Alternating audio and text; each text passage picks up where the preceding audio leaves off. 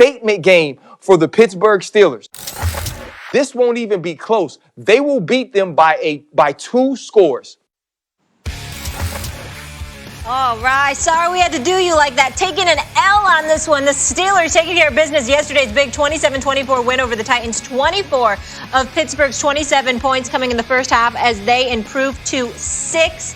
The Steelers are the league's only undefeated team. If only I could get Ryan Clark here. Oh, there he is. Thanks for showing up, Ryan. What's up, y'all? How y'all doing? We'll get to you in just a second. I mean, the Steelers are your former team and all, but it's all good. I'm glad you're objective. Stephen A., are the Steelers the biggest threat to the Chiefs in the AFC? I don't believe so. And Ryan Clark helped me realize that point because of his failed prognostication coming into this game. They will lose by at least 2 scores. I tried to tell him it was going to be tight. Ryan Clark sat up there. I guess he forgot how Tennessee looked prior to this game. I guess he just wanted to shove aside the fact that the Tennessee Titans, playing 3 games in 13 days, still came back, scored 17 unanswered points, and damn near almost won the game if Gostkowski were able to push it into overtime. The Pittsburgh Steelers, listen, I love me some Steelers, man, more than some people who actually played for them and got Super Bowl rings. I don't know how that's possible, but hey, that's the situation. Here's the bottom line. What is my reservation about the Steelers? Number one, their secondary, courtesy of the A.J. Brown touchdown yesterday. You saw how that went down. The other side to that is that, again, offensively, even though I believe in Big Ben, he's prone to make some mistakes through 2 interceptions yesterday. I just look at them right now. To me, even though Tennessee they lost, they walked away looking better. They obviously didn't have their legs under them in the first half, we saw that with Derrick Henry. But in the second half, when they scored 17 unanswered points and the Steelers couldn't get anything going offensively, these are the kind of things that I'm concerned about with the Steelers. I think Baltimore is a better threat to the Kansas City Chiefs than the Pittsburgh Steelers. That's how I feel about it. I'm certainly not going to say that about Cleveland. I'm not going to even say that about the Chargers, even though I like what I'm seeing from Justin Herbert. I'm still not even sold on the Buffalo Bills. But the Ravens, I got to see the Steelers against the Ravens this weekend in order to give them a nod over the Ravens to be the preeminent threat to the Kansas City Chiefs. Not me, not in the playoffs. We've seen the Ravens in the playoffs. Pittsburgh also has a track record in the playoffs, and it's quite good with Roethlisberger. Roethlisberger wasn't great again. And Tannehill, with the money on the line, as I thought, was, almost got the job done after a slow start. Look, Derrick Henry, as you predicted, Ryan Clark, the Pittsburgh run defense was very effective against Derrick Henry. And as I said, I believe in Tannehill. He almost did it, right? What was the difference in the game? Really? Special teams. Swap special teams, and the Titans win the game. You got to be strong in the kicking game, right? There are 3 phases: offense, defense, and special teams. And punting and kicking field goals, the Steelers were good and the Titans were not, and that was the difference because these are 2 elite AFC teams. But if you want to talk about the biggest threat, I thought it would be the Patriots, given Belichick, right? And because I believe in Cam Newton at 2-4 at the moment, the way the New England defense looked yesterday, hard for me to make that kind of statement. And we've seen the kind of matchup the Chiefs pose. If you want to run with them, fine, they can do that too. They can win that kind of game. In fact, the Chiefs are shockingly better in that kind of game than in shootout types of games. That doesn't bode well for Tennessee. But the Steelers have a quarterback who's been there before and has gotten it done. They have a defense that can stop the run. And they got a special teams that came through yesterday when they needed it to because they have a great head coach. All 3 phases of the game, I think the Steelers at this moment do pose the greatest threat to the Chiefs. Stephen A., I'm going to get to you in a second. This is the first thing I want to do. Derrick Henry, I apologize to you for the words I used to describe you. Fake bravery was not the way I should have phrased it.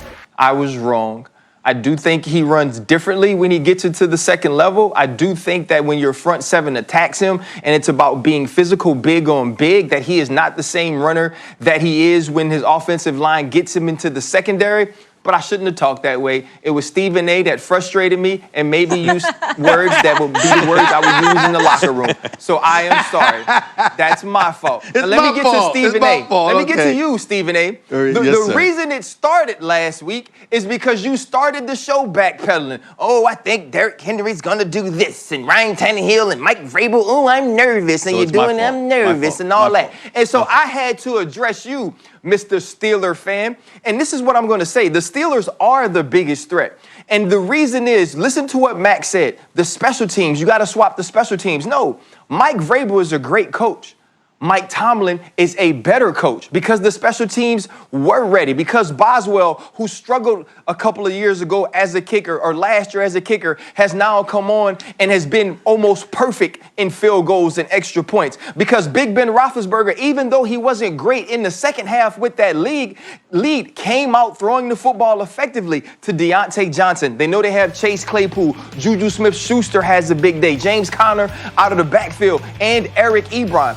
When you play against the Kansas City Chiefs, here's what you're going to need to do. You got to be able to stop the run, and you need to be able to pressure the quarterback without blitzing. Ever heard of T.J. Watt? Ever heard of Bud Dupree?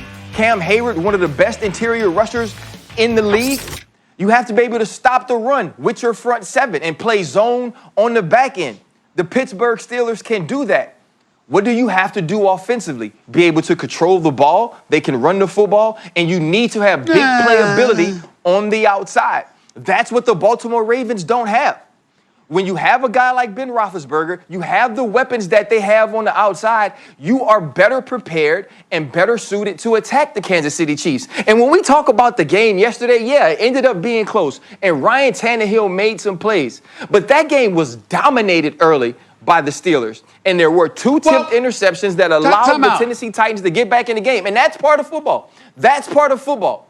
The Pittsburgh Steelers are a better team than the Tennessee Titans. I take that every day, twice on Sunday. Let me ask you a question. The Tennessee Titans are still a good football team. Let me ask you a question. Steelers the biggest threat. Yo, go ahead. How you going to sit up here with a straight face and just ignore the fact that the brothers in Tennessee were playing their third game in 13 days? I mean, you played this game. You know how violent it is. You know how attrition can kick in. You saw how the first half, they just didn't have it, and they just gumptioned up something a little bit extra. And in the second half, I mean, they stopped out like 200 yards on 5 possessions. Crying out loud. Stephen A., this team has come back in 4 games this season. This isn't just this week. This is the way this team has played throughout this season.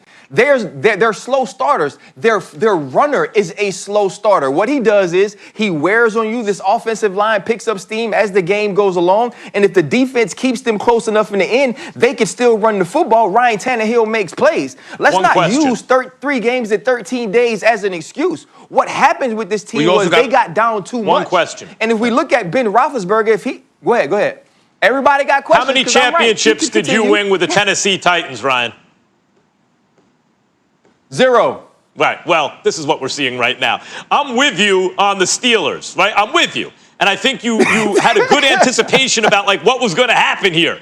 But the fact is, the first half and the second half count the same. And in the end, as whatever the Pittsburgh Steelers were doing early, Tennessee Titans were doing late. They were lucky that the Tennessee Titans missed a field goal. And the difference, that these teams are so evenly matched, that the difference, by the way, coaching everything. I like Tomlin better than Vrabel by a little bit. I like the Steelers better than the Titans by a little bit, right? I don't know if I like Roethlisberger better than Tannehill right now. But the difference in this game came down to special teams. That's how closely they're matched. Let's not pretend it was a blowout. Right, okay, Max, okay, but let's talk about this. Let's talk about the NFL this year in a nutshell. Have the teams that were behind in the second half played better ball than the teams that's up? Think about all the Dallas Cowboy games early on this season when they had Dak Prescott. Behind in all those games, were able to score points, continue to keep the pressure on. When you take shots down the field, good things happen. Right.